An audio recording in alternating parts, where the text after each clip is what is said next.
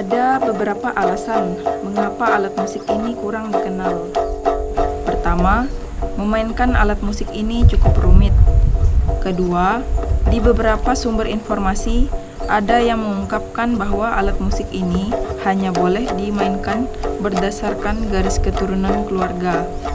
Ketiga, keberadaan alat musik ini cukup langka sebab peminat masih kurang, sehingga sedikit permintaan untuk pembuatan alat musik ini. Sape karang itu sendiri memiliki dua senar dengan fret atas sejumlah 1 dan fret senar bawah ada 3. Awalnya, senar yang digunakan terbuat dari rotan, tapi sekarang diganti dengan senar nilon. Jika dibandingkan dengan sape ngenyah, sape karang lebih pendek dan lebar, sedangkan sape ngenyah lebih panjang dan ramping. Neck pada sape karang relatif lebih panjang daripada sape ngenyah.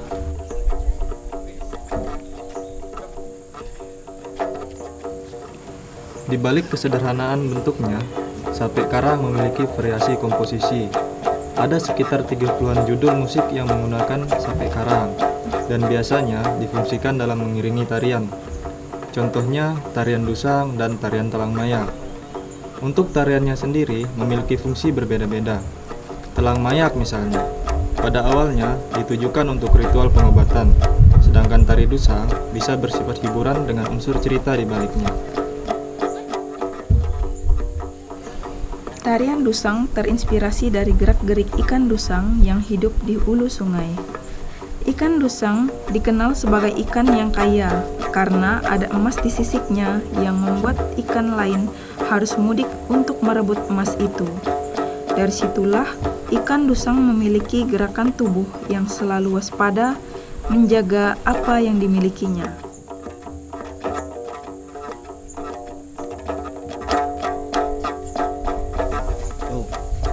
Kalau tekankan dalam kelihatannya sih segi permainan sendiri sebenarnya.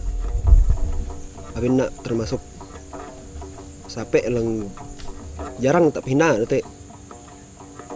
Karena punan keren ni terarak dah sape ngenyah dah pun dah ini arak mendak. Kalau ngani ni kan jarang tak ninang nak nak.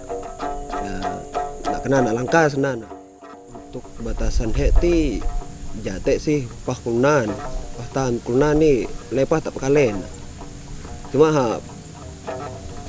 beberapa rumah memang nalang tak duan man keturunan kan harus nanti le medang nak jan aku nak barang balu udik makam udik ti kan pari kunan nalang le ti mina ka dak nyam ka kunan ayak ka pari tak doh lake jate masalah aturan baku nak sih jate sebenarnya ya ti deh jate nak memandang ka harus doh lake atau nuno yang penting ka ngenap sang pekale nak tu nanti karena jate lem ke aturan merana nih mengikat nak kere.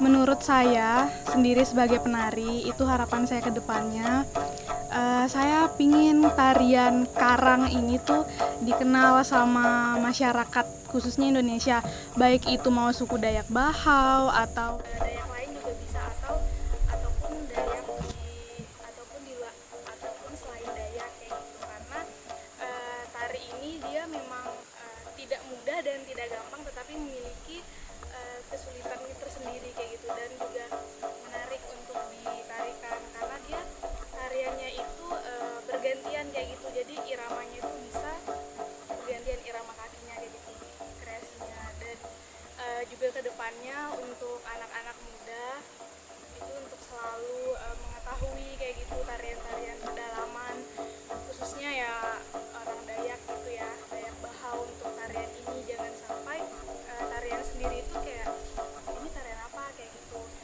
tidak hanya mengetahui namanya tetapi bisa melakukan gerakannya. Ya, harapan saya sih dengan dokumentasi ini sape karang itu menjadi banyak diminati lah oleh masyarakat Bahau sendiri atau luasnya masyarakat Indonesia.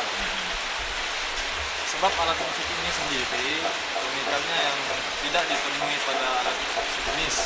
Sampai karang itu merupakan suatu identitas bagi kami sebagai identitas suku Dayak Bahau. Dengan banyaknya variasi musik yang dapat dimainkan, kita bisa mengenali tarian-tarian tradisi Dayak Bahau serta nilai-nilai yang terkandung dalam alat musik ini.